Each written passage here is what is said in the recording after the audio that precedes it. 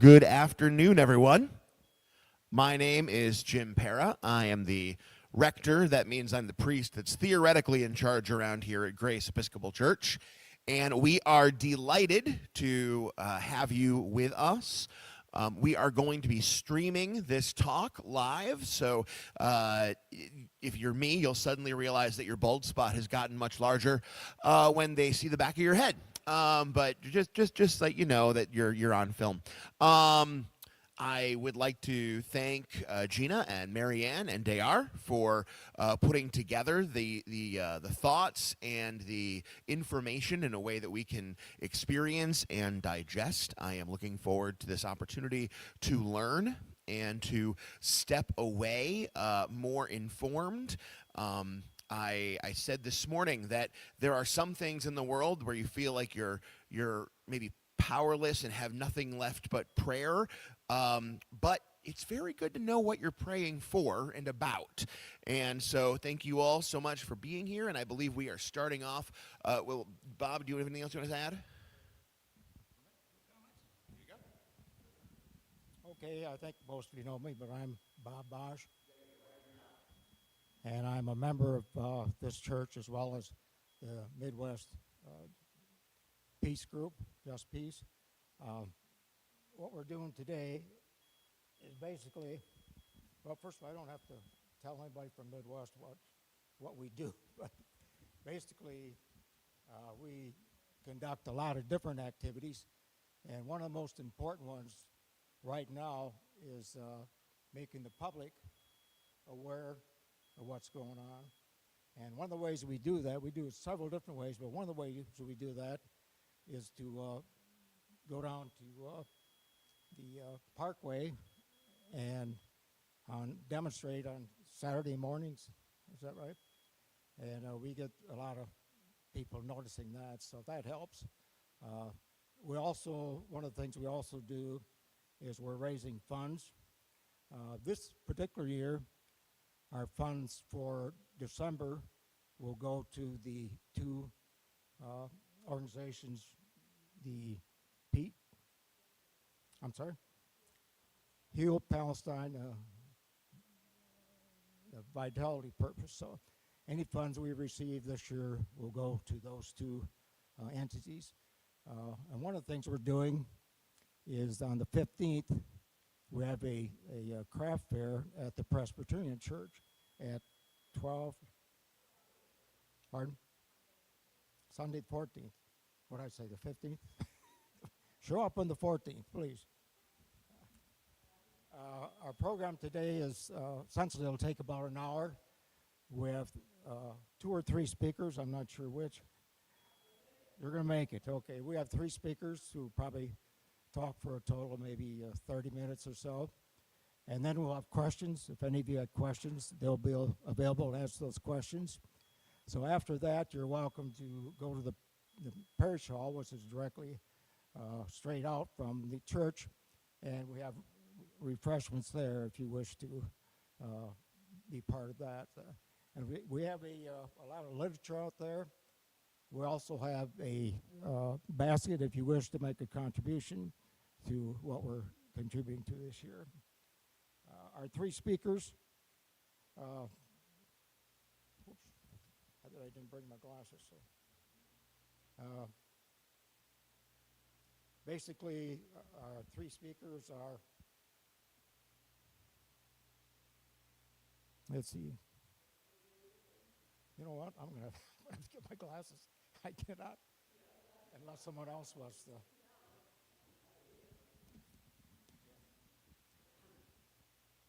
We have an order of 3 speakers, and then we have a little bio on each one of them. Okay. We have 3 speakers today. Gina Aranki is a graduate of U of M and Wayne State University. She is a first-generation child of Palestinian parents, born and raised in Detroit, active in Palestine Aid Society and other peace and justice organizations in the Detroit area. Gina spent her early career as a political appointee for Detroit Congressman, President of Detroit Council, and Mayor of Maui County. She was a founding member of MidEast Just Peace in 2002. She has worked 25 years for Child and Family Services of Northwest Michigan. caring for children and families with a host of programs from foster care, adoption, counseling, supervised visitation, and safe exchange, parenting, education, and coaching, and independent living shelter and support for youth. She has been the executive director for the past 9 years. I am Marianne Kromkowski, and I am also a co-founder of MidEast Just Peace. After 9/11, the many questions, I guess I can say I rather than she, the many questions I had regarding U.S. foreign policy, especially Israel-Palestine, prompted me to first self-educate myself, attend conferences, and ultimately travel to Israel-Palestine in 2004 with a local delegation, Traverse for Peace. I have returned to the area 3 times since, and understanding of the issues and the motivations of the international players unravels the adage, this has been going on for thousands of years. Marion is active and/or on the boards of several charitable, non-partisan Leelanau County organizations. After 45 years with a legal career, she retired from her position as Leelanau County Family Probate Court Judge just last year. Dr. Jamal joined MidEast Just Peace in 2023. Having always been active in a variety of social justice causes, Dr. was disappointed that so few were willing to speak out against the genocide that Israel was committing against the Palestinian people. She made the difficult decision of leaving all her volunteer work to focus on Gaza. Dr. is an attorney and investigator. She joined the American Arab Anti-Discrimination Committee to protect the rights of individuals in the U.S. who speak out for justice. Dr. communicates with Palestinians in Gaza on a daily basis and raises funds to assist in humanitarian relief. That's us. So I believe Gina's going first.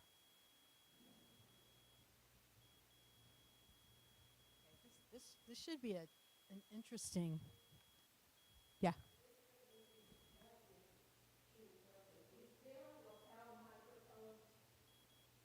I don't know the answer to that question.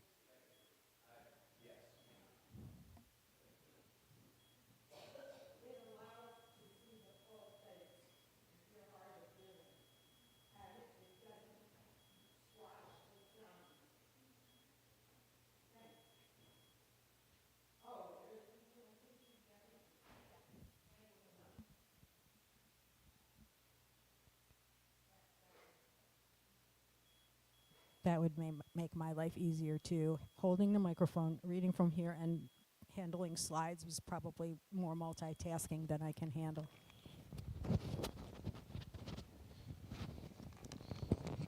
All right. Is this better? So you're going to have to figure out where you can clip it on your, or you can just hold it like this, but Okay. there you go. Thank you. All right, let's see. And if you want this to not turn off, you could try hitting F11 and see if it goes full screen and stays. Okay. I think so. Can you hear Cindy?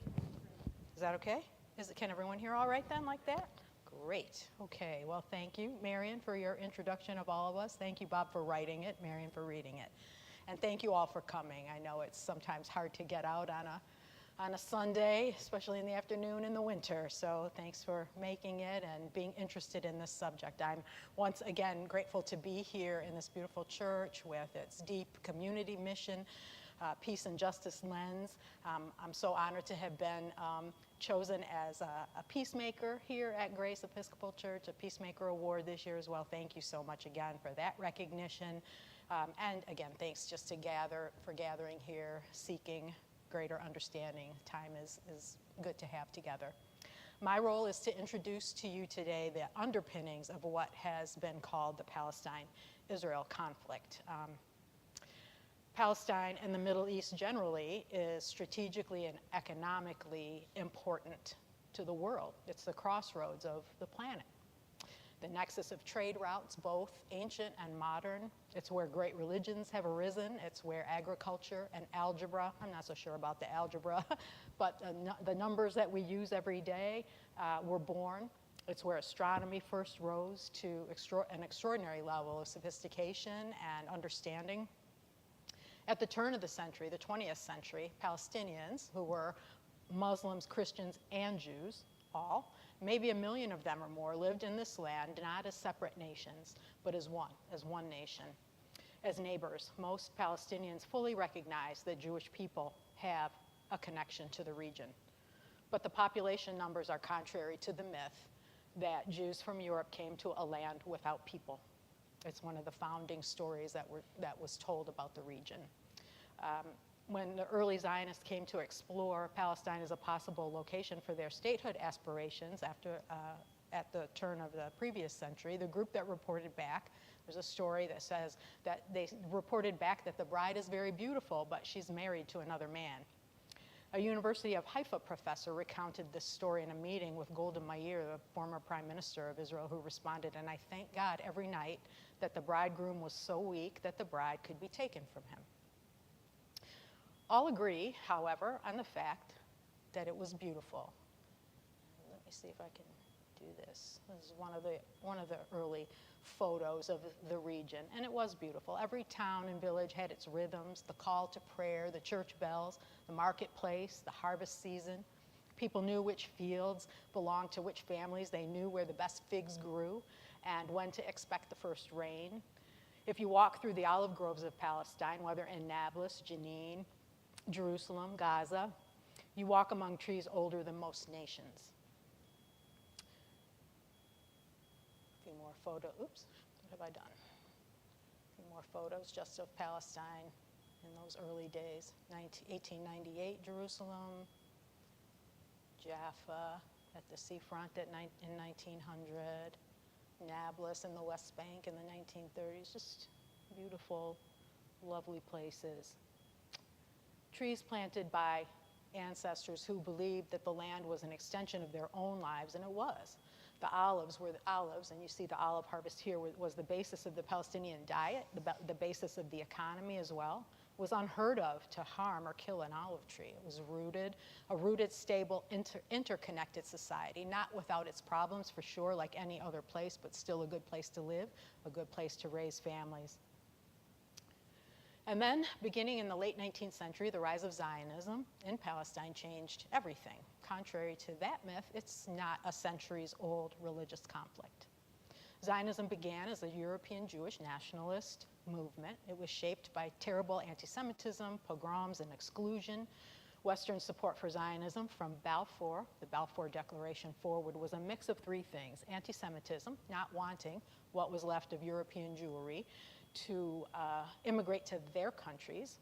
Secondly, the rise of evangelical Christianity and the belief that Israel needed to come about in order for the second coming of Jesus to occur. And three, as a strategy with Western empire, thinking that it would be a great idea to have a proxy in the region to keep the fledgling Arab governments unstable enough to be able to maintain access to their resources, especially oil. But Zionism came at the expense of the Palestinians, not only who weren't consulted, but who hadn't anything to do with anti-Semitism, pogroms, or exclusion in Europe and elsewhere. The coexistence that had earlier characterized Palestine morphed into a conscious, explicit claim on the part of Zionist leaders to a Jewish majority state in a land where Jews were a very small minority. Zionists sought not merely refuge in Palestine, as had been happening for them previously, but sovereignty and then supremacy. Early Zionist immigrants purchased land, often through third parties, suggesting that the acquisition of land was purposely duplicitous. After World War I, Britain took control of Palestine from the Ottomans. And in 1917 England, it was the Balfour Declaration that promised the support of Great Britain for a national home for the Jewish people in Palestine, while offering Palestinians, who again made up more than 90% of the population, no political guarantees at all. In the decades that followed, Jewish immigration surged, especially with the rising fascism in Europe. Zionist institutions, political, economic, military, grew increasingly organized, and Palestinians protested these developments vigorously. They were warned that their land was being reshaped without their consent. Seeing the way that Zionists were organizing, they began to seek to do the same thing, but the British blocked their attempts to do so. The Palestinians went from Ottoman rule then to British rule, the British alternately supported full-scale Jewish immigration and then blocked it, and then made promises to the Palestinians and then broke them. They didn't allow Palestinians to create their own institutions or militias like the Zionists were doing at that time. The Great Arab Revolt of 1936 to 39 was a massive uprising of Palestinians demanding political representation and limits on immigration. My mother was born in the midst of this time. The British crushed the revolt, imprisoning and executing Palestinian leaders, leaving Palestinian society very vulnerable politically at a moment when its future was being decided. The British eventually turned to the newly formed UN for help with the mess that they had created. The UN did not have any prerogative that would allow it to divide a state or allocate parts of its territory to immigrants from various places, nor to grant them territorial and political rights that were different from those that were granted to the people already there. And a significant number, interestingly, of the world's countries weren't even a part of the UN yet in 1947-48. There were 55 countries at that time versus the 193 countries that there are today. Nor did the partition plan make much sense, the way that it cut the land up, and this is how it looked, into these random pockets as the slide shows. Nevertheless, those countries voted for partition, dividing Palestine roughly in half, though the coast, the cities, the big cities, the best farmland, were all part of the Jewish state. Palestinians rejected the plan, not out of hostility toward Jewish people who they had been living with as neighbors for all the years prior, but because it allocated 53% of the land to a Jewish state, even though Palestinians were still the majority population and owned about 93% of the land.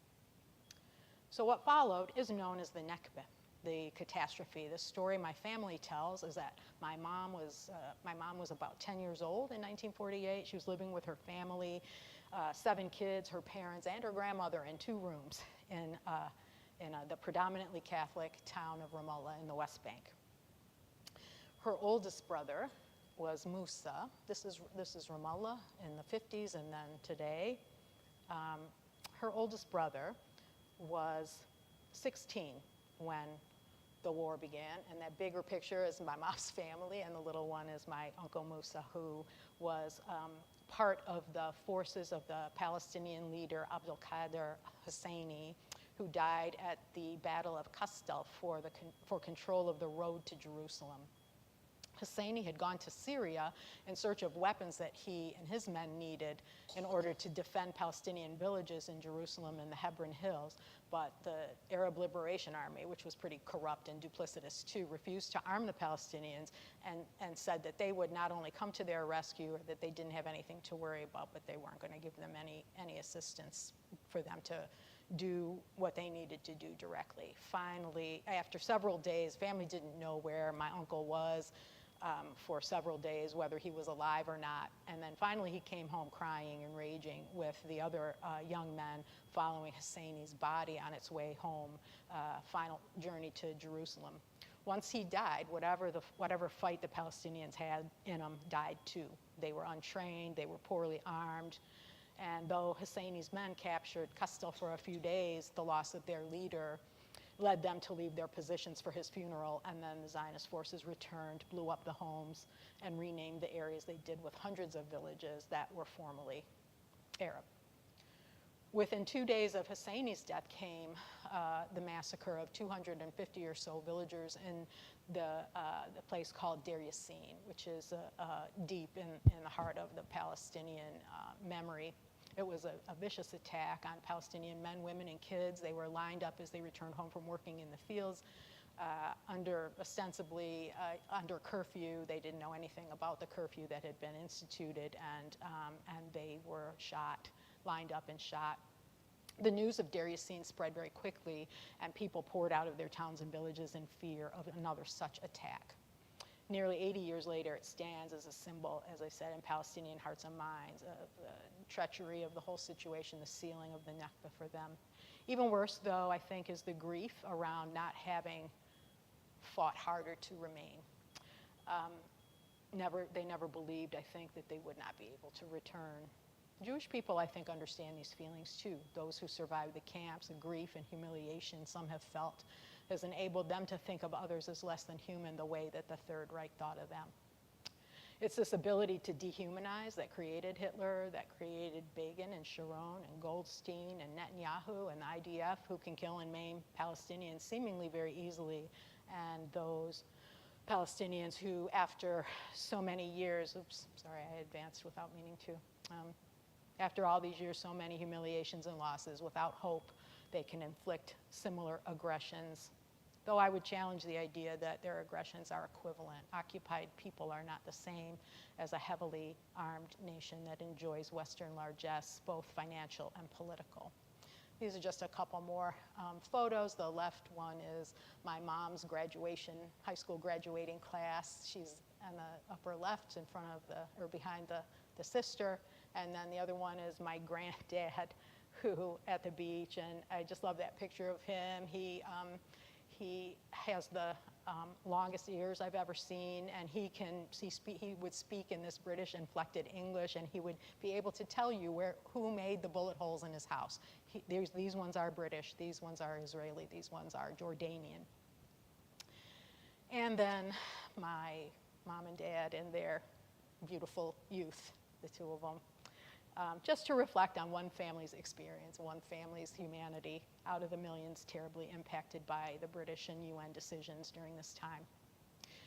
Between 47 and 49, over 700,000 Palestinians were displaced or expelled. More than 400 villages were depopulated or destroyed. To this day, Palestinians keep keys to their former homes, deeds to the land that was taken from them, the stories of the years before the Nakba, the memories of what they lost. After the war, Palestinians who remained inside of Israel became citizens but lived under military rule until 1966. Their land was confiscated, their movement restricted, their political power limited. Such laws continue today, negating any claim by Israel that it's a democracy. It has separate laws for Jewish and Palestinian Israelis around land ownership, around economic development, around loyalty to the state. Even commemorating the Nakba is not allowed, and many more. Outside Israel, millions of Palestinian refugees lived in camps, most often in tents, later in cinder block homes, still not believing that their displacement was anything but temporary. In 1967, the Six-Day War transformed the landscape again. Israel preemptively attacked Egypt and Syria. East Jerusalem, Gaza, the Golan Heights, and the Sinai. And the next wave of Palestinians were forced to flee. Land was taken for settlements, homes were demolished, East Jerusalem annexed, and Palestinian residency in those areas became very precarious. Hundreds of leaders in many fields were deported or assassinated. Permits, checkpoints, and military orders governed daily life. And this occupation, now lasting nearly 60 years, is central to understanding today's reality. The Palestine Liberation Organization, founded in 1964, became the political voice of the people. By the 1980s, Palestinian civil society, students, unions, refugee communities, and others were becoming organized and active.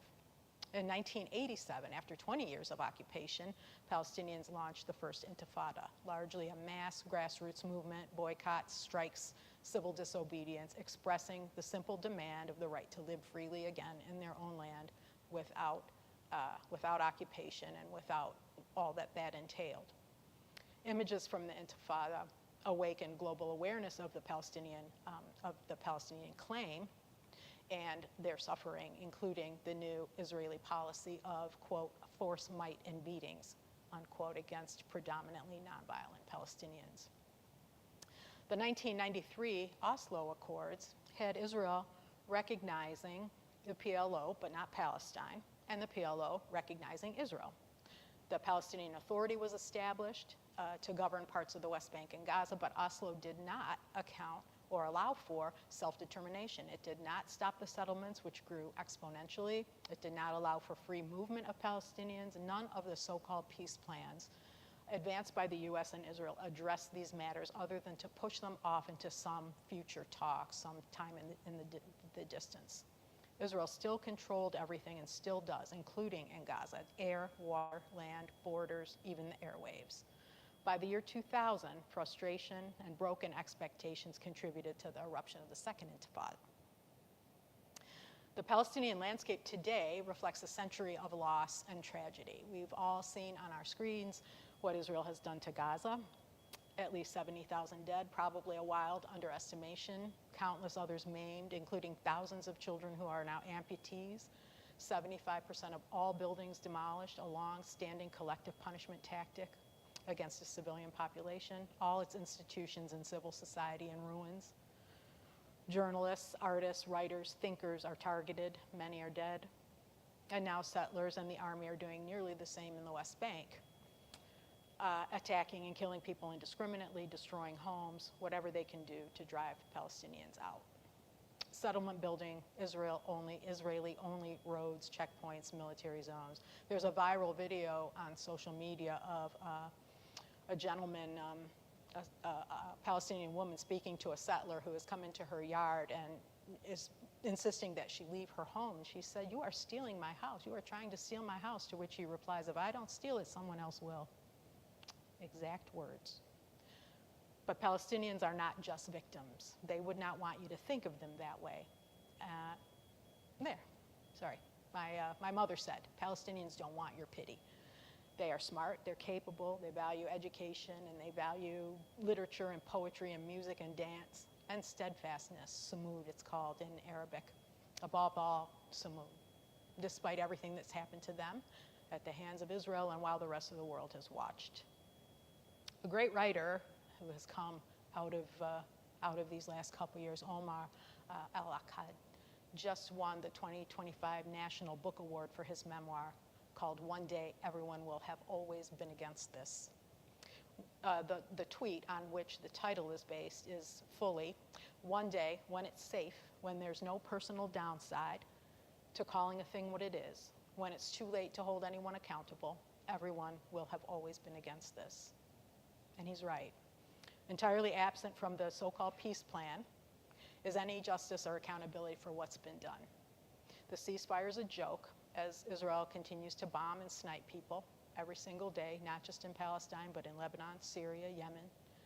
It's hard to know what's next. People are still being killed, and we, people like us in MidEast Just Peace, keep trying to make the world care. But it's exhausting work, isn't it? And yet it's nothing compared to what Palestinians have endured over the years. And so if they can keep going, and they must, then we must too. Any future, any just future, must confront the legacy of displacement, occupation, and now genocide, ethnic cleansing. There will need to be a reckoning for this. Never again. Must start now, and it must be for everyone.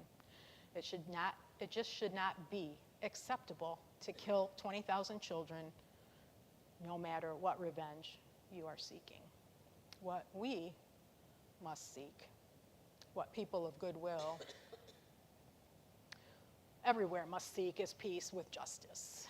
There will not be the former without the latter, and I hope that some of you will join us in this work toward that goal, recommitting to it as we are in this holiday season, this season of peace. So, Merry Christmas, Happy Hanukkah. Thanks, everybody.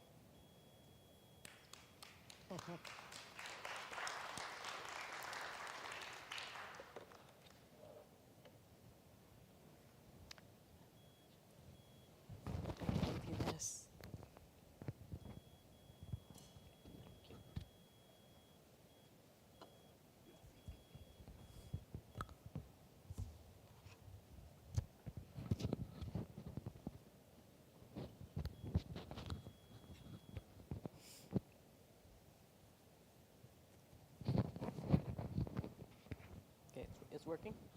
It is.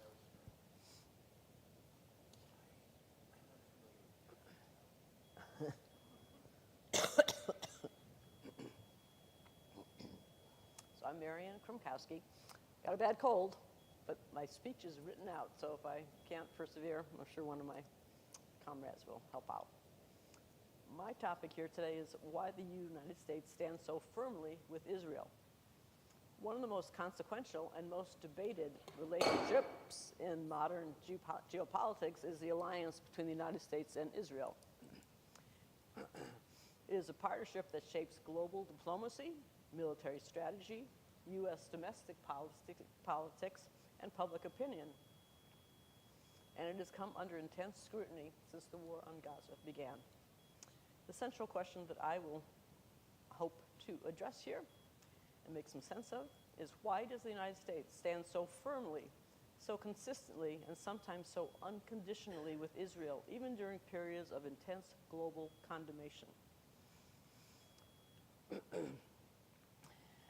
I've done quite a bit of reading. These are not my original thoughts, but these are thoughts that I've had and now have had a chance to pull them together. So I'm going to talk about 5 interconnected pillars. The first one being a powerful historical narrative. U.S. engagement with the idea of a Jewish homeland began long before Israel existed. In the early 20th century, many American Protestant and evangelical communities embraced the idea for religious and cultural reasons. We'll talk more about that in a little bit. Then the Holocaust reshaped American memory. Israel's creation in 1948 was seen by many Americans as a moral necessity, a haven for traumatized people. President Truman recognized Israel only 11 minutes after its founding. However, the historical story is more complicated. U.S. refugee policy before World War II was harsh. The St. Louis, a ship carrying hundreds of Jewish refugees, was turned away in 1939 from a U.S. port. Sympathy after the Holocaust contrasted sharply with these earlier U.S. actions. Still, the narrative of Israel as democratic, Western, embattled, and aligned with the U.S. quickly merged into a Cold War strategy. As leaders like Nasser in Egypt turned to the Soviet Union, Israel aligned unmistakably with the West. And underneath all of this was the simple material reality: oil. In 1958, the State Department called Middle Eastern petroleum, quote, the greatest material prize in world history.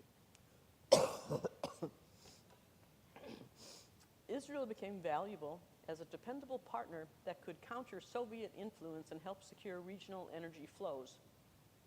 Former Secretary of State and U.S. Army General Alexander Haig's observation of 35 years ago still resonates today. He said, Israel is the largest American aircraft carrier in the world that cannot be sunk, does not carry even one American soldier, and is located in a critical region for American national security.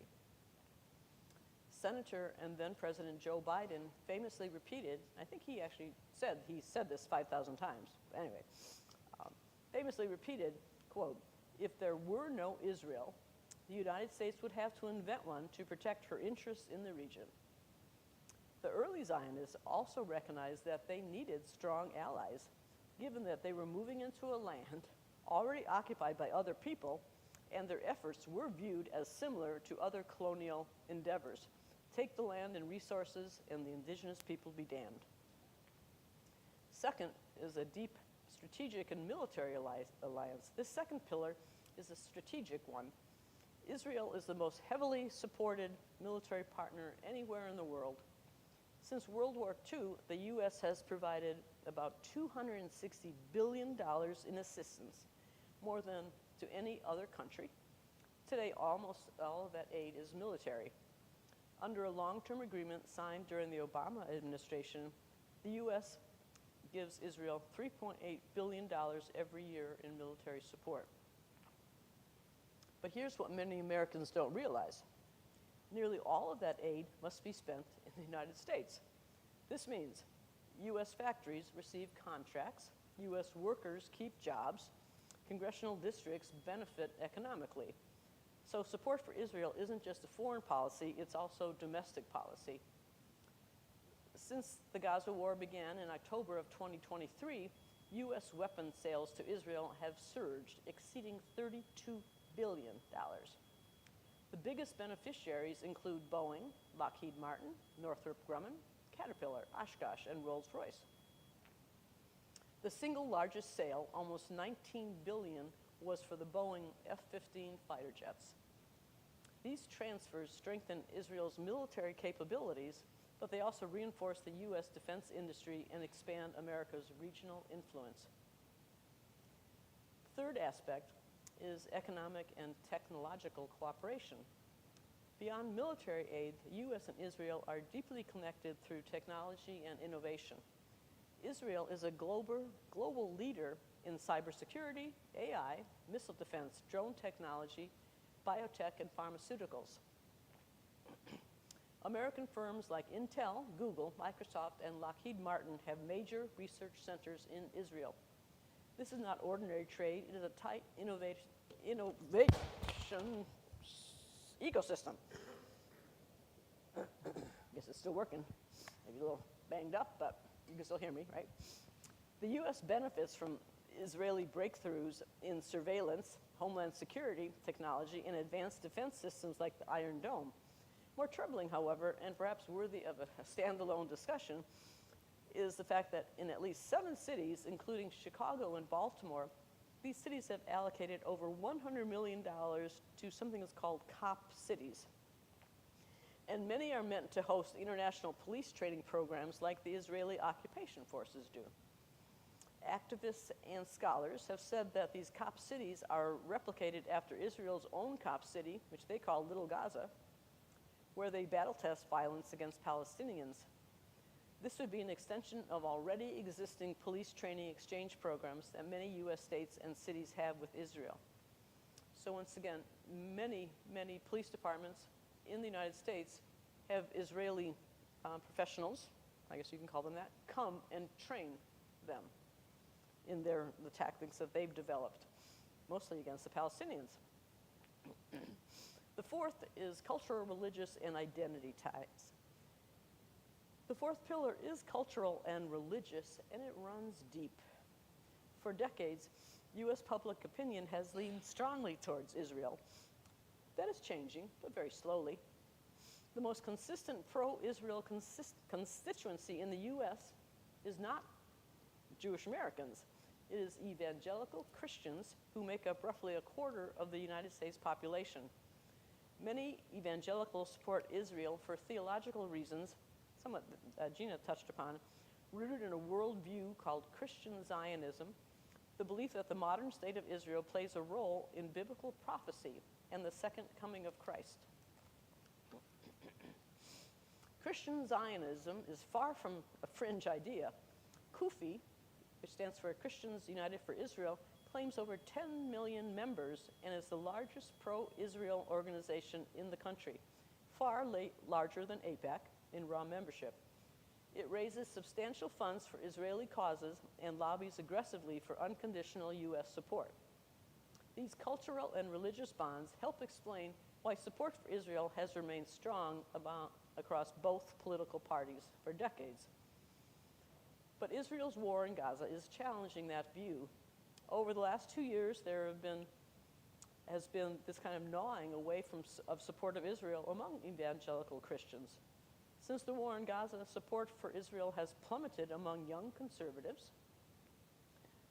Current polls indicate only 32% of evangelicals aged 18 to 34 sympathize with Israel over the Palestinians. That's more than 30% lower than the older generation. So there's also aspect of domestic politics and lobbying. And this financial pillar is political power. Organizations like AIPAC have spent decades building a strong presence in Washington. They do not necessarily dictate U.S. policy on their own, but they play a major role in shaping the political incentives around it. AIPAC and its affiliated PACs distribute tens of millions of dollars in campaign donations.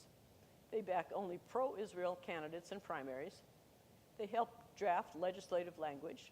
They train candidates and staff. They organize trips to Israel. It's my understanding that all new members of Congress are invited to go to Israel for free to check it out. And many of them go. And they maintain wide donor networks. Combined, these factors make supporting Israel politically easy and criticizing Israel politically risky.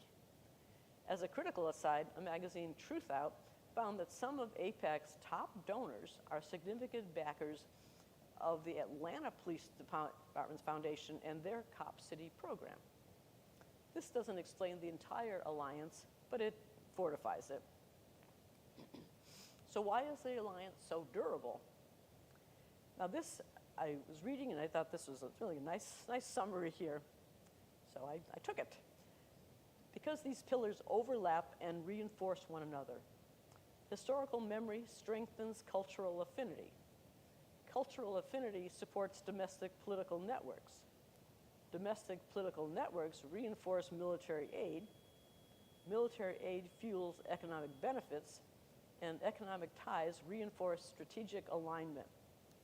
No single factor controls the relationship. The power lies in their combination. But the landscape is changing. You're all here today. Landscape's changing.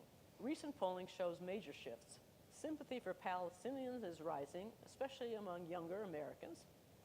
Only about 1/3 of Americans approve of Israel's actions in Gaza.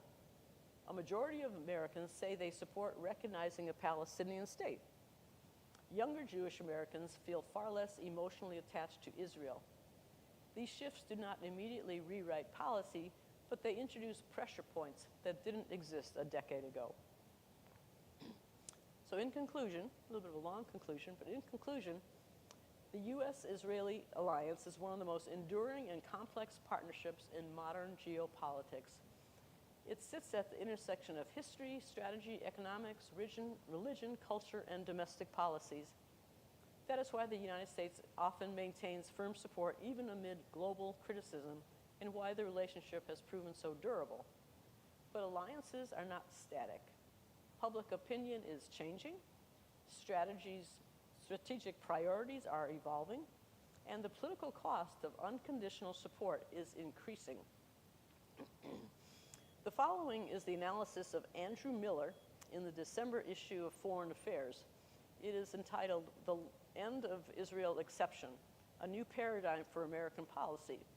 Now, Foreign Affairs magazine was founded in 1922 and is published by the Council on Foreign Relations. Mr. Miller concludes, I will quote, "The Gaza war has underscored that maintaining the current form of U.S.-Israeli partnership comes with deep strategic and political costs. With few exceptions, most notably the ceasefire that briefly took hold in early 2025, Washington has been unable to meaningfully influence Israel's conduct in this war. This failure is not an aberration. It stems from the very structure of the relationship. If the United States and the United Kingdom share a special relationship, the U.S.-Israeli bond is better understood as an exceptional one. Israel receives more forms of deference and exemption than no other U.S. ally or partner enjoy. When other countries purchase U.S. weapons, their acquisitions are governed by an intricate web of congressional oversight and legal requirements. Israel, by contrast, is rarely pressed to comply. Whereas most partners avoid signaling open alignment with a single American political party, Israeli leaders do so routinely without consequence. And although Washington typically refrains from defending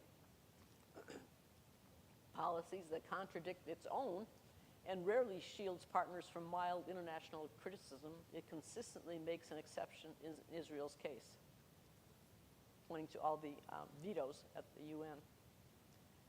This exceptionalism has undermined the interests of both nations while inflicting profound harm on Palestinians. Rather than enhancing Israel's long-term security, unconditional U.S. support has emboldened its most hardline impulses. The result has been an unrelenting expansion of illegal West Bank settlements, escalating settler violence, staggering civilian casualties in Gaza, where famine has also taken hold in several areas.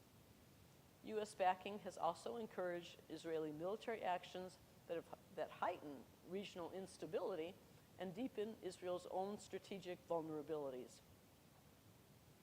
Meanwhile, in the United States, Gaza has triggered a dramatic erosion of public support for Israel, with unfavorable views now reaching record highs across party lines, and the political cost of unconditional support continues to rise. So, understanding the 5 pillars, and there are other factors, I am sure, helps us understand not only where the relationship came from, but how it might change in the years ahead. Thank you very much.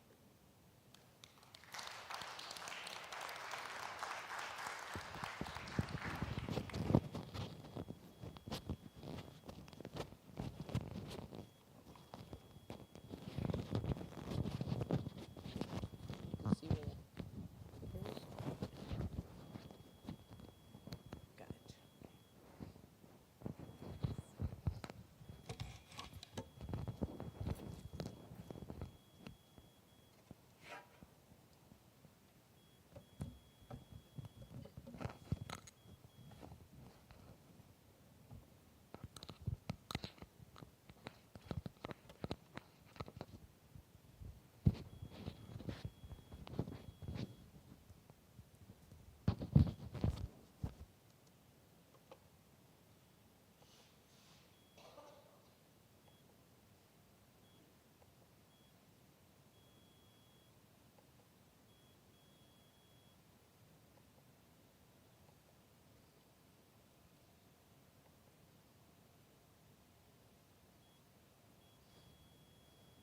Hi, everyone. Thanks for being here.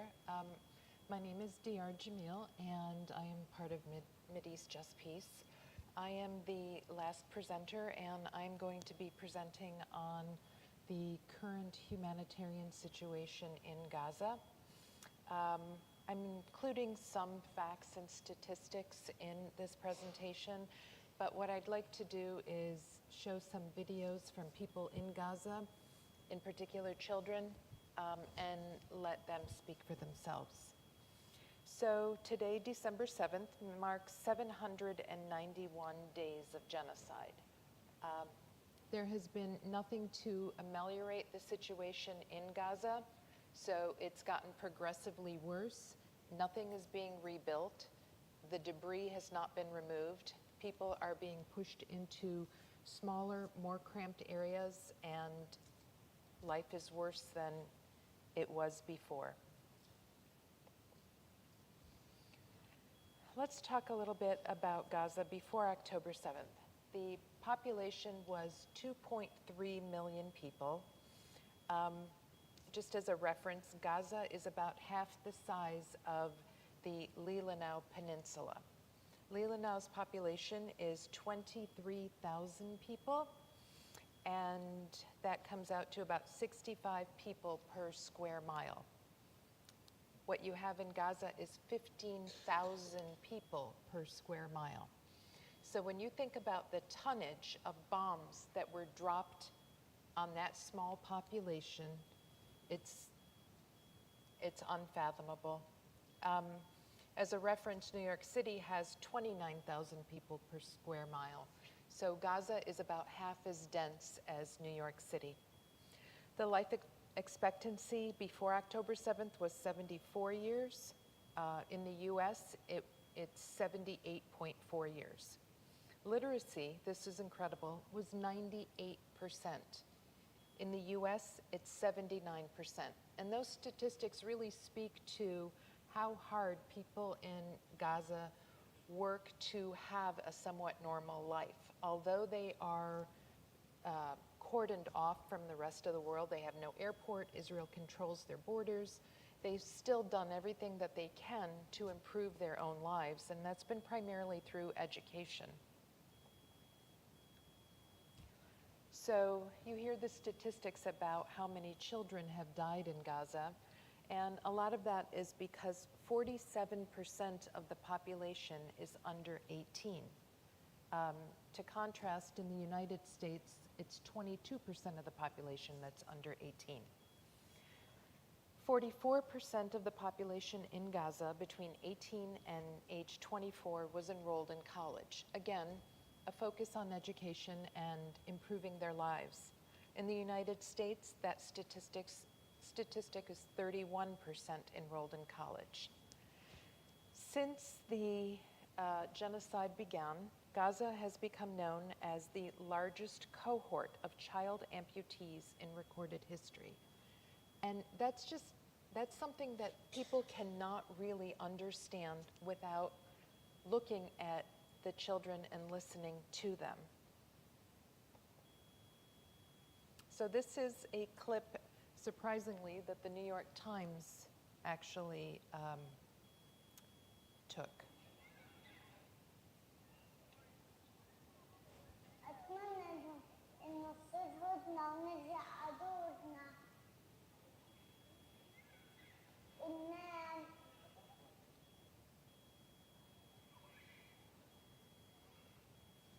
الجميل لأنه مفيش حدا عنا.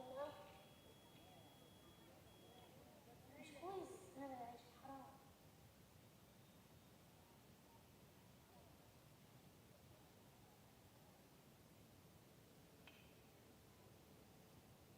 وين صالحة؟ 5 سنين. نحن أبويا وأمي وإخوات هم 3. سلمى وحلا وسارة.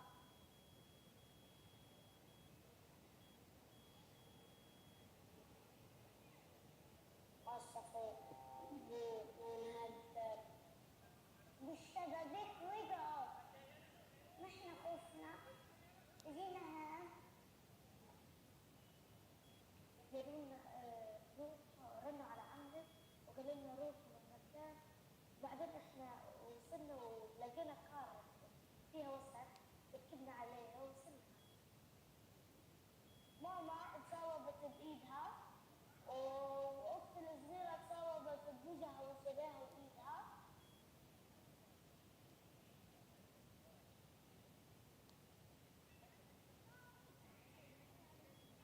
نقدر صح كل حاجه مقرفه. مفيش فراش ننام عليه.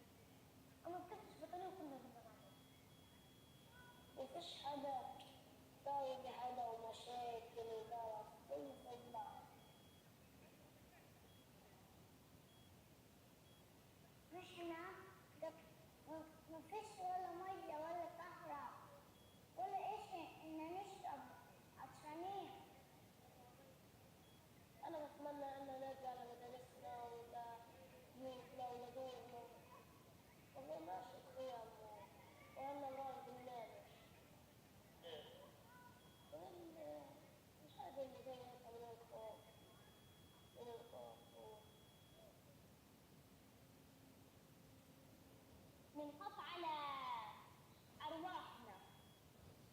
وصرت أنا إيش أرجف حرف داي أرجفه وداي يصيروا يرجعوني.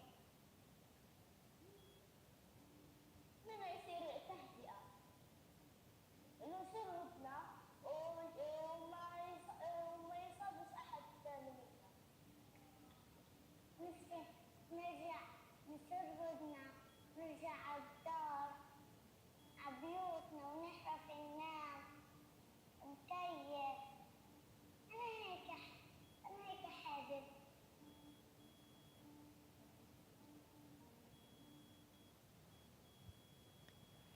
Unfortunately, most of their homes don't exist anymore. أتمنى إنه تصير.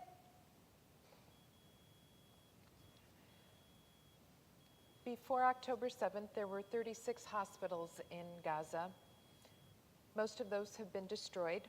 Only 19 now are partially functioning. The remaining 17 are completely destroyed. Gaza had 12 universities, all have been destroyed. There were approximately 200 schools in Gaza before October 7th. 85% of them have been targeted with bombs and destroyed. Water treatment facilities, sewage systems, all destroyed, causing raw sewage to run through living areas, contaminate whatever water there is, and contribute to the increased rates of disease. 90% of the homes, or 90% of people in Gaza have been displaced from their homes. If you see in this picture, that's what a typical building in Gaza looks like now. And if you see those sheets and blankets up, they're actually using those as makeshift walls. So people are living in buildings like this.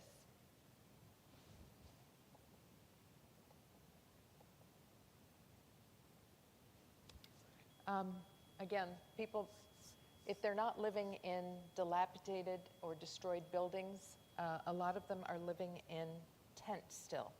And that's very dangerous in the winter in particular. I'm going to show you a little clip here.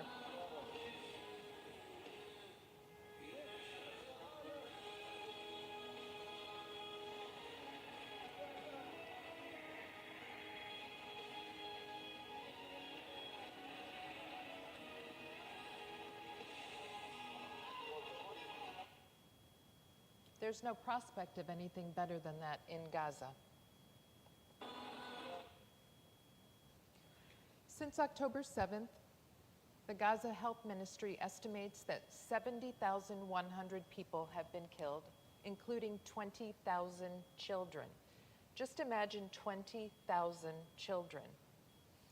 The estimate is that just over 170,000 have been injured.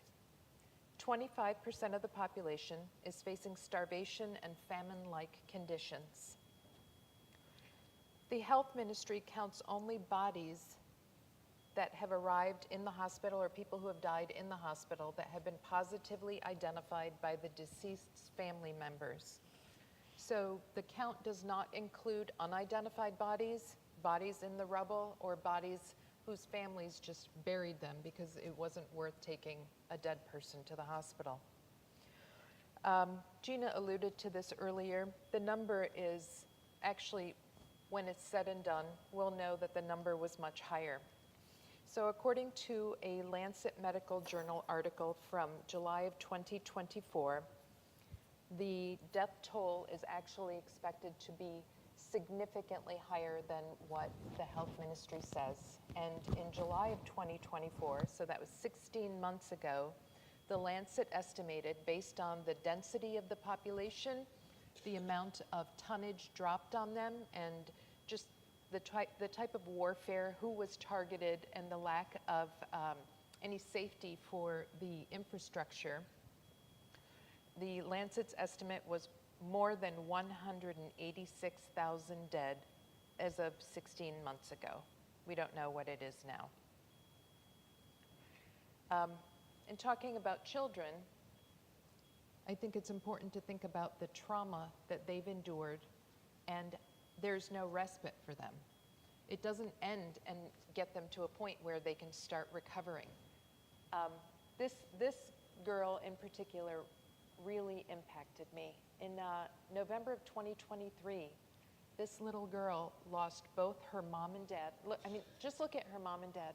These are people who would be just like your neighbors, and they've been so vilified by mainstream media, by our government, that we're expected to believe there are no innocents in Gaza. This was a young couple who was happy to have this little girl who's now an orphan. I've been trying to find her since then, and I can't. I don't know where she is. I keep asking, I don't know what her situation is. I can't imagine how many other people, how many orphans there are that have just been lost.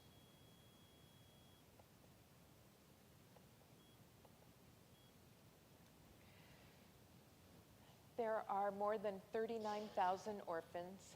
17,000 of them have lost both their parents. This is the story of Mohammed Wasim al-Ustath.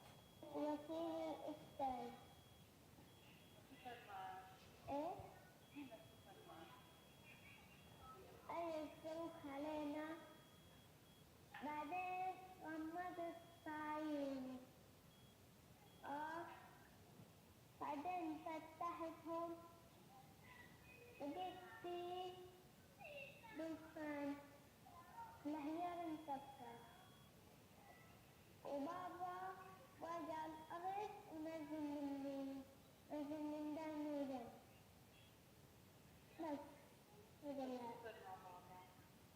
بابا ودوه المستشفى وأنا برضه ما بالإسعاف.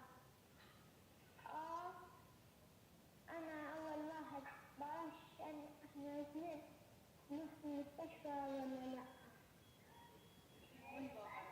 بعدين ماما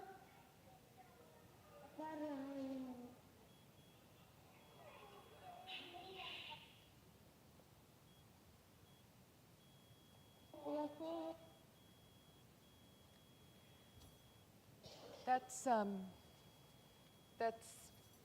the picture of what Gaza looks like right now, both physically and what the children and the people there are experiencing.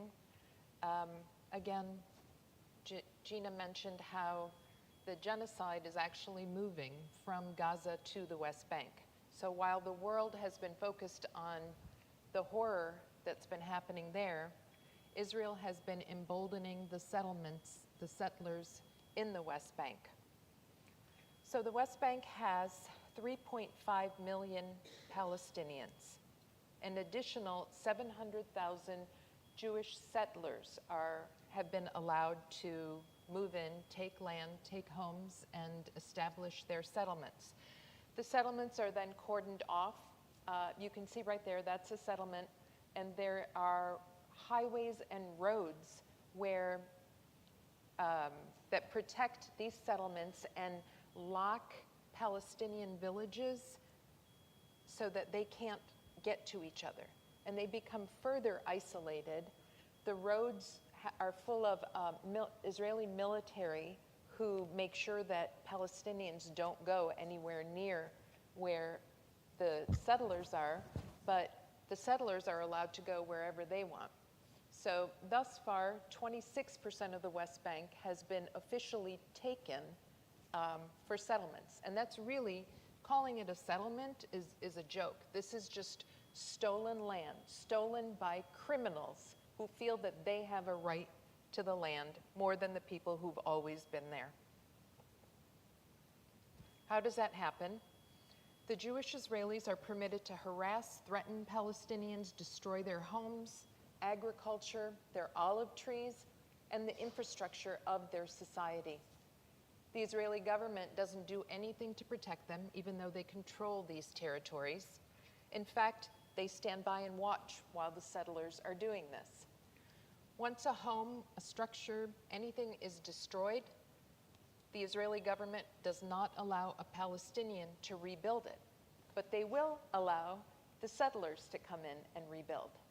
And, you know, there's talk about, it's really crazy how. So did the settlements start before Netanyahu or? Oh, yeah. Yeah. The settlements have been happening since the 1960s. There were settlements in Gaza, but through the Oslo Accords, those were returned. But when you hear the Israelis talk about them, they act as though they have had to give up something that was theirs, when in reality, it was something that was stolen. But I want you to see how these settler children behave. And it's just, imagine someone treating you this way on your land, in your homes.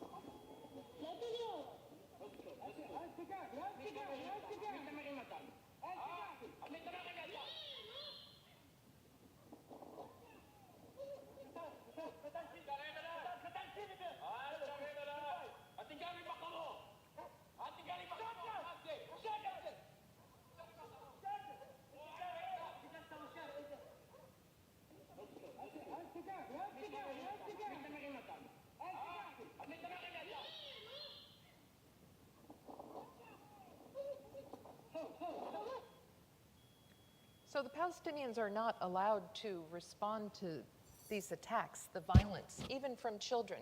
I don't know if you noticed, the woman that they were attacking actually just took a hose and tried to spray them with water. That's the most that she could do to defend herself against these children.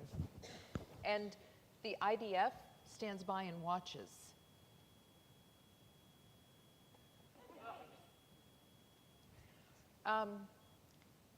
The settlers actually kidnap Palestinians from their homes, from their villages, torture them, oftentimes kill them. If they don't kill them, they return them in terrible condition. Right now, there are 10,000 Palestinian hostages being held in Israeli prisons where they are tortured, not permitted to see family, never charged with any crimes.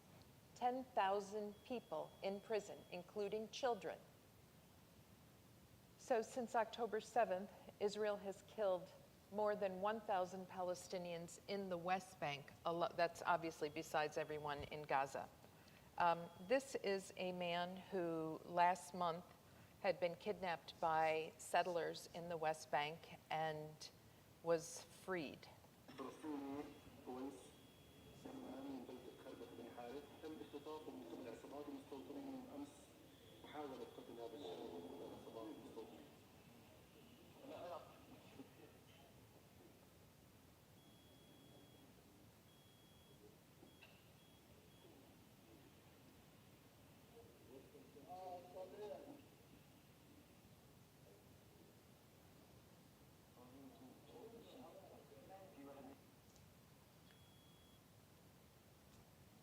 It's hard for people to live this way without responding, without trying to resist and assert their rights. What that looks like varies from person to person. I think any of us here would not justify violence, but it's important to understand what people go through before we judge them for what they're doing.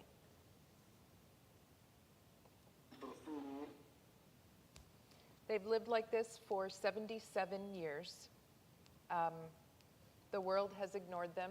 They have tried over and over again through peaceful means, through political means, diplomatic means, and gotten nowhere. Just think about what our society would look like here if Russia or China came in and treated us this way. And think about what we're doing. That's it. Thank you.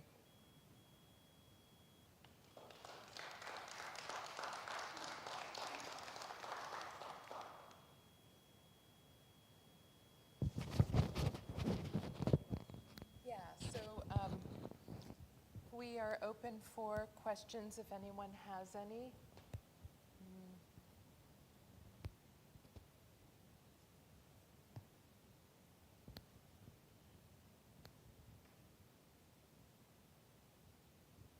What's the action plan?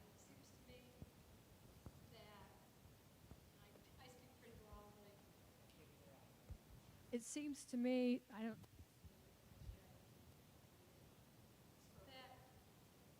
many of us who were not necessarily anti-Semitic in the past because, the feelings are changing because we're seeing a lot of this on the news or on PBS, that Israelis, or Jews, I should say, American Jewish people need to speak out more. Is there an effort to get that movement behind changing this and getting? The other thing that's extremely disappointing is that Trump protects Netanyahu from being, he's currently being charged for different crimes, and Trump keeps, saying he needs to be released from these charges. But anyway, I guess the main question is, in the United States, is there a way to get Jewish people more active in that?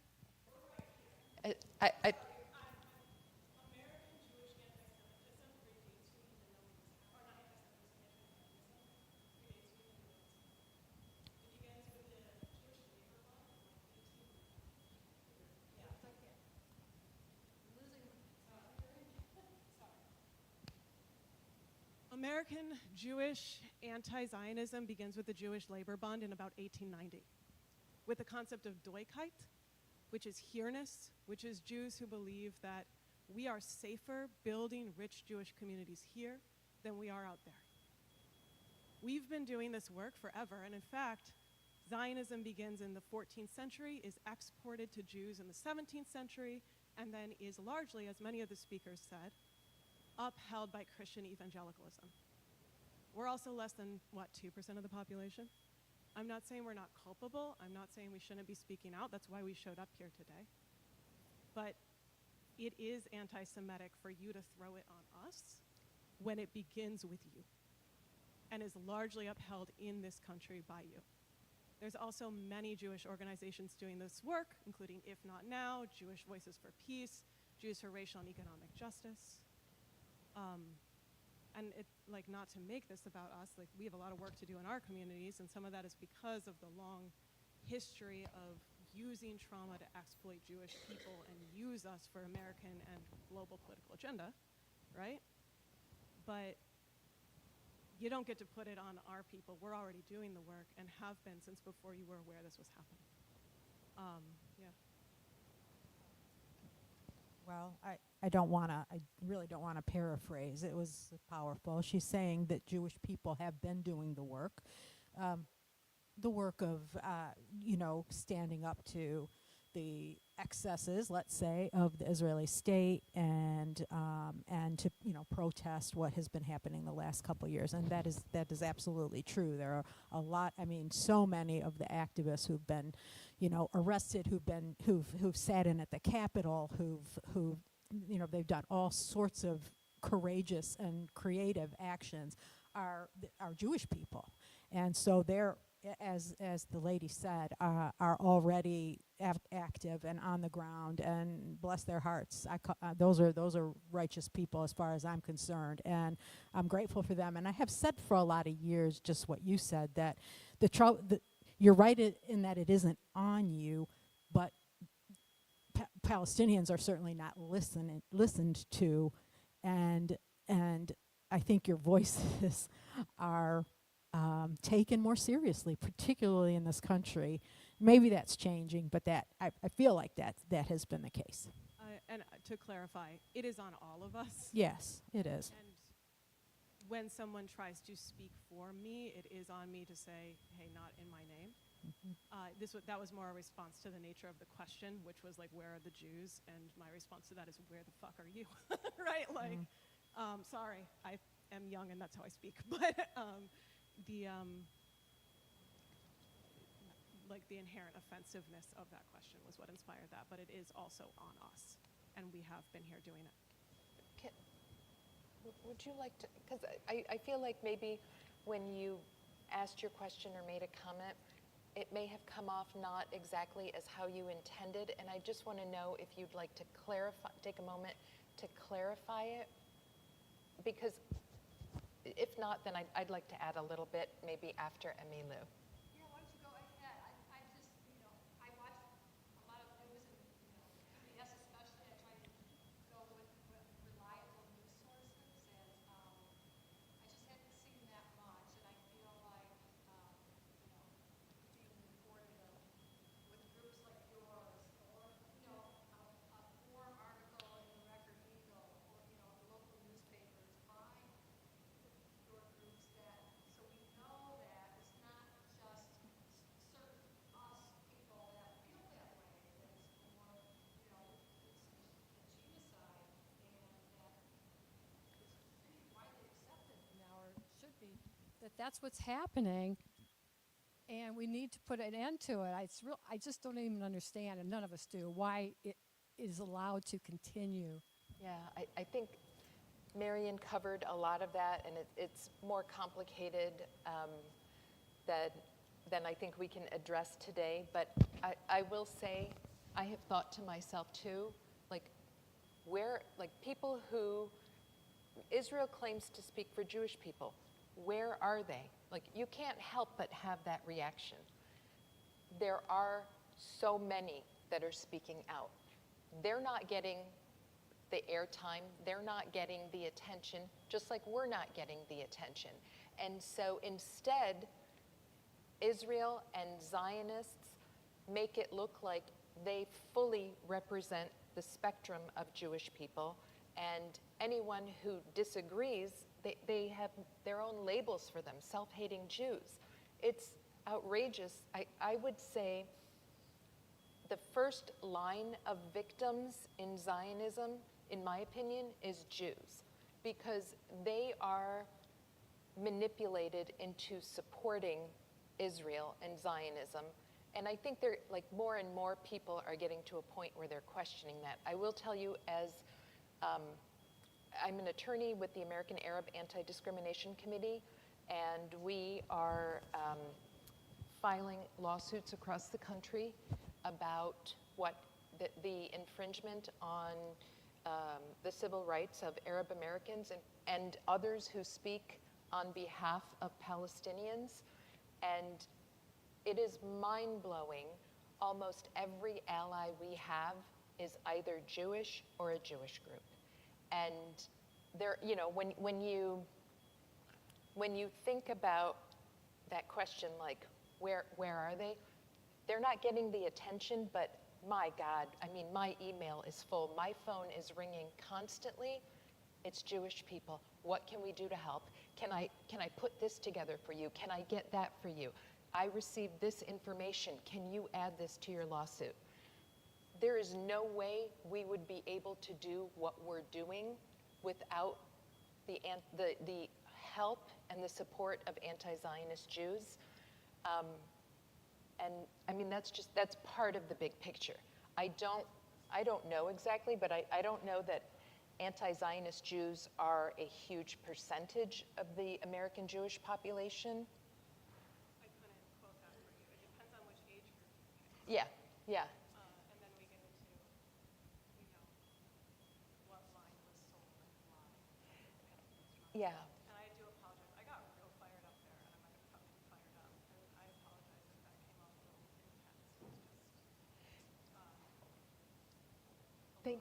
Thank you both. I mean, thank you for asking the question. I think we don't realize sometimes like how our perspective may seem to someone else, but you're asking a fair question. And I appreciate the responses that we're getting. I don't know if this is. As a local Jewish American, I am disgusted by what Israel is doing. I am strongly anti-Zionist. But like I think most people in this room, I don't know what to do. So when you ask the question, where are the Jews? A lot of us are here and feel just as powerless as the rest of you. Fair point. And please join us. I mean, like Bob mentioned, we are on the Parkway every Saturday. We have different activities. You can check our website out. I think Gina alluded to this, Sign up. but You know? sometimes it means more to an outsider to hear from a Jewish American because your perspective refutes the idea that Israel represents you. And so there, like I said, I mean, I'll tell you, there's a handful of people that show up every Saturday. These 3 people are holding up Grandview Parkway every Saturday. It's not just any particular community that's not showing up, it's a tough issue. And I think a lot of times people would rather ignore it, avoid it, turn away from it because it is so horrific. Emmylou? I think can you hear me? I think that we are getting, as a country, as a world, we're getting more and more polarized. And I think it's important to divide the polarization into realization. I don't think we need to lump all Palestinians in the same boat. I don't think we lump Arabs in the same boat. We don't put all Jews in the same boat. There are many people in Israel who are anti-Netanyahu, just like there are many people in the United States who are anti-Trump. And we need to divide people by what they really feel and not respond to a lump, a sort of imagination of, a political title that doesn't belong to them. And, I think what you've done today is beautiful. I think I know Marian Kopkowski from way back when she started MidEast Just Peace. And, I've known Gina for a long time, and I'm delighted to hear you doing this. And we as Jewish people must come and support you. But I am Jewish. That doesn't mean I'm Israeli. I'm not. And if I were in Israel, I would be one of those protesting what Netanyahu is doing in Gaza. And I would be fighting it like mad, like I try to fight it here, and like I try to fight some of the, far extreme that Trump is doing. You talk about people coming in and destroying homes. Wait just a minute. What's his name doing here? We're doing some terrible things, and we need to stop. We need to look beyond the polarization, look at the individual people, look at smaller groups that are really for us or against us, and align ourselves correctly with those we believe in, and stop lumping people all together and coming to conclusions that are not true. Did I say that clearly? I agree with you, Emmylou. I also think that Zionist organizations and leadership, groups like the Anti-Defamation League, AIPAC, they actually, I believe, they encourage anti-Semitism because it is then weaponized against ordinary Jewish Americans who feel that they have to align themselves in a way to protect themselves. But I mean, Trump is also, Trump, when he talks about anti-Semitism, is raising anti-Semitism. I mean, it's very difficult time, and we have to look at the individual people and try to analyze exactly what's being said and realize that there are fine differences, and, be straight and forward as much as you can. It's a very polarized situation in the whole world. It really is difficult. I agree. I did want to comment, though. 93% of the Israeli population would like to ethnically cleanse Gaza of all Palestinians. That's not like, I mean, in the United States, maybe it's like a third to half of people support Trump. And so it's fair to say maybe the majority don't. In Israel, the majority want to get rid of Palestinians. I don't know where you get that. I'm hearing you. I have no reason not to believe you, but that's horrible. I'm sorry to hear that. Yeah, there's a wonderful newspaper in Israel called Haaretz, and there are amazing Israeli journalists who work for Haaretz. Gideon Levi is one of them. You can go to their website, and they have articles that you won't find here criticizing Israel and what's happening over there, but you won't find them in the mainstream media here. So if I recall correctly, I believe I got that statistic from Haaretz in either October or November of this year. Well, thank you, and I'll look it up. Okay. I highly recommend a subscription if you don't have one, because it is a really good source of information from within Israel, that you, as DR said, that you don't get in a lot of places. Can you hear me? Shall I?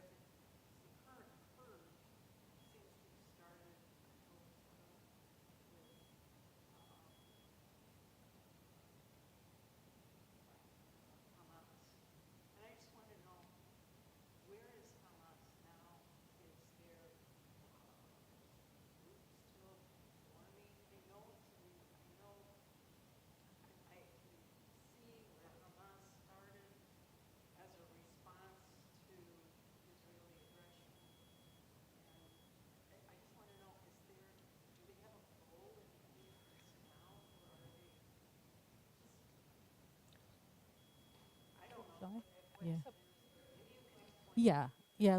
Let me repeat it, because you got that. Yeah, Hamas, and it's an interesting question for sure, Sue. And if the Americans and the Israelis had their druthers, they wouldn't have a role. And in fact, I think in some of the peace talks, some of the the machinations behind the scenes that I read about somewhere suggested that Hamas was willing to let go, to give up control, to give up any kind of role in what happens post, once this latest horrific cycle, completes itself, if it does.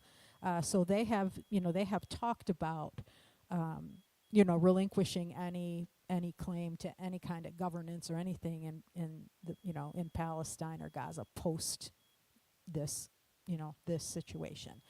Having said that, I don't think anybody has seen the last of resistance, though. If it doesn't end, if there isn't like an end to the occupation, if there isn't real change for Palestinian lives on the ground, then the next generation of resistance is on its way. That's the cycle that we are in, and that all of us would love to see broken, but that has to there has to be movement. I mean, thinking about how many those numbers that DR, the statistics that she shared, the number of children who are orphaned. Do you think those children aren't going to grow up and want revenge too?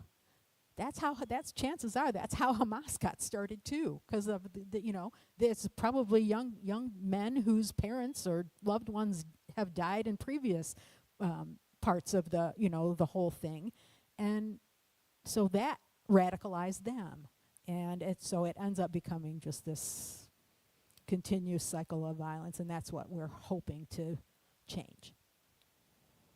Hamas is also a political party, no different from Republican or Democrat. And there are, so because Hamas was elected, I think, what was it, 17, 19 years ago?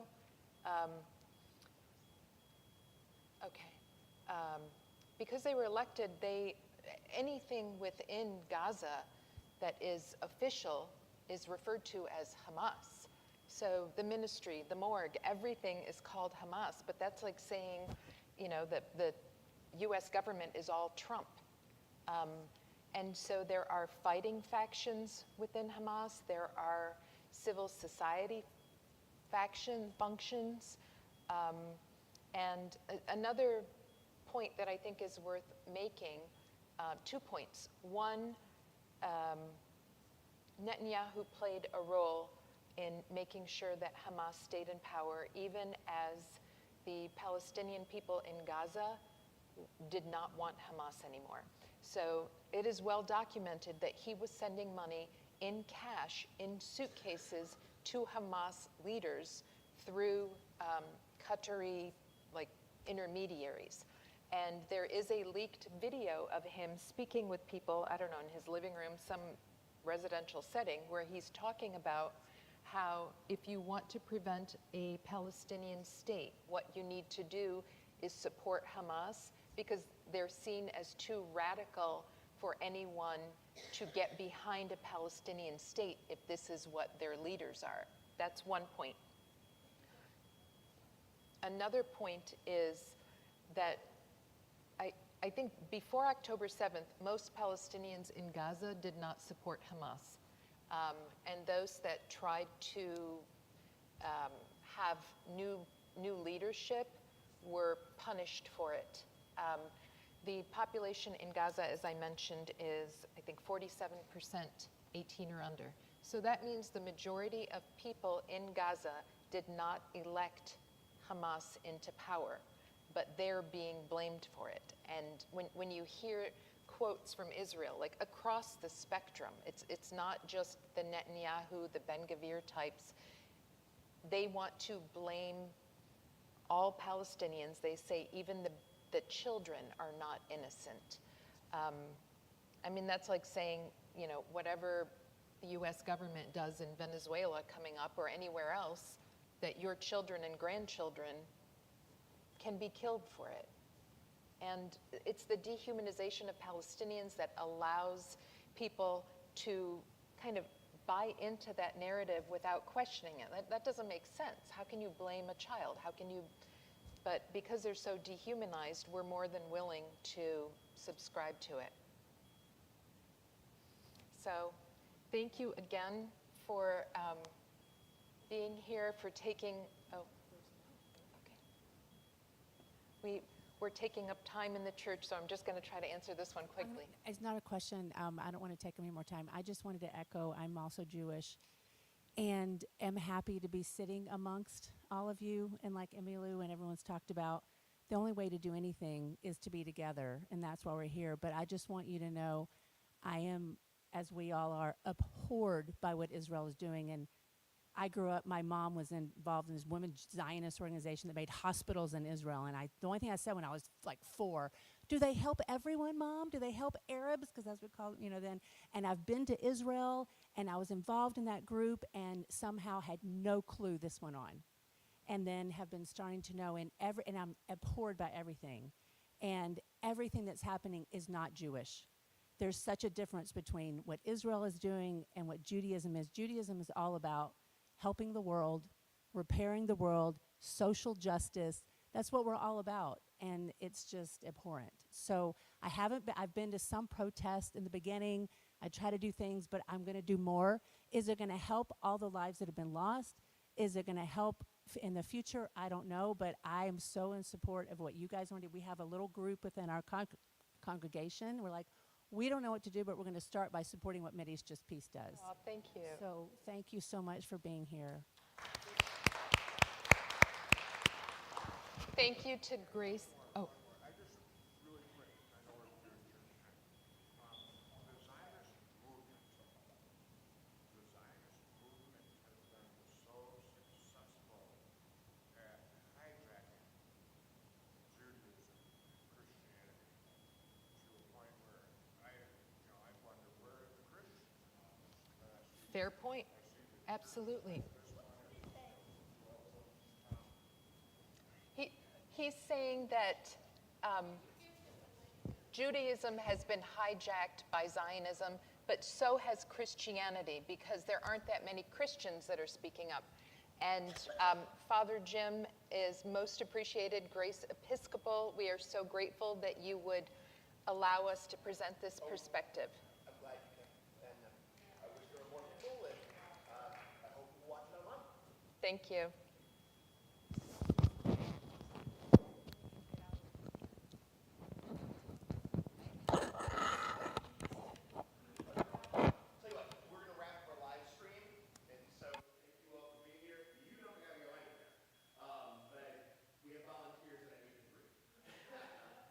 Okay, fair enough. Well, if there is more discussion, then it seems we're free to have it. Anybody else? I think there's some refreshments that Bob set up for us, and if anyone wants to stay and have